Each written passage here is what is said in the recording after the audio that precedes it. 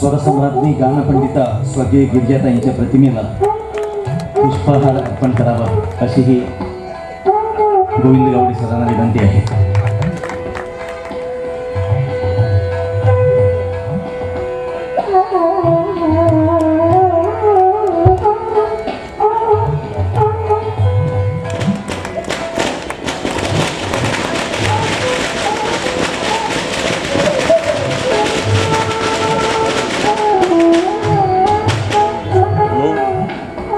उदयोन्मुख कलाकारांना व्यासपीठ तर दिले जातेच,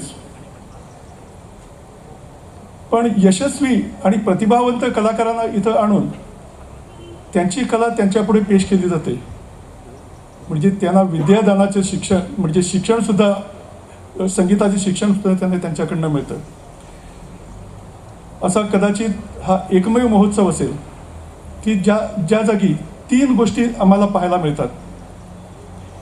एक म्हणजे प्रतिभावंत, यशस्वी आणि तपस्वी कलाकारांचा इथे सन्मान केला जातो.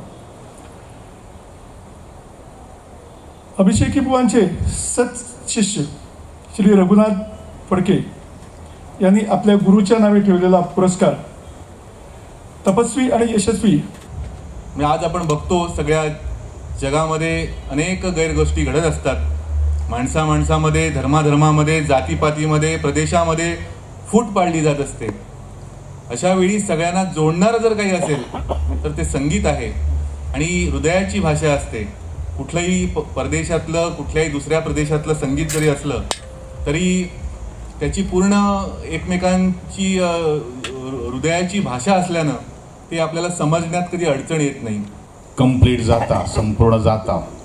आणि त्या संगीतात जेडे जोपर्यंत रसिकांचे मन जिंकनात आणि मन जिंकल्यानंतर ताळयांचो किंवा प्रत्येक जो हांगा श्रोतो आसा ताजी खंय तरी मान हालत आसता. म्हणूनच आमी अशें समजोवपाक जाय की हो सगळो ह्या संगीतान तल्लीन जाल्लो आसा, मग्न जाल्लो आसा.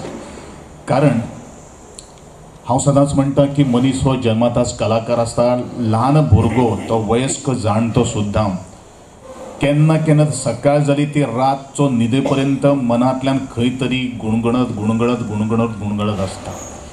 आणि म्हणूनच आमचें जीवन जें आसा तें खरोखरूच अशें संगीत जावन आसात. आणि ह्या संगीत क्षेत्रांत फोंड्या म्हालांतल्यान अनेक अशे संगीत क्षेत्रांतूच न्ही वेगळ्या वेगळ्या कला प्रकारांत खुबशे नामवंत अशे जाणकार दिले. जाणीन फक्त गोंयचेच न्ही तर सबंद भारता भितर आमचे गोंयचें नांव खूब व्हड केलें. आणि तातूंतले स्वर्गीय गिरिजाताई केळकर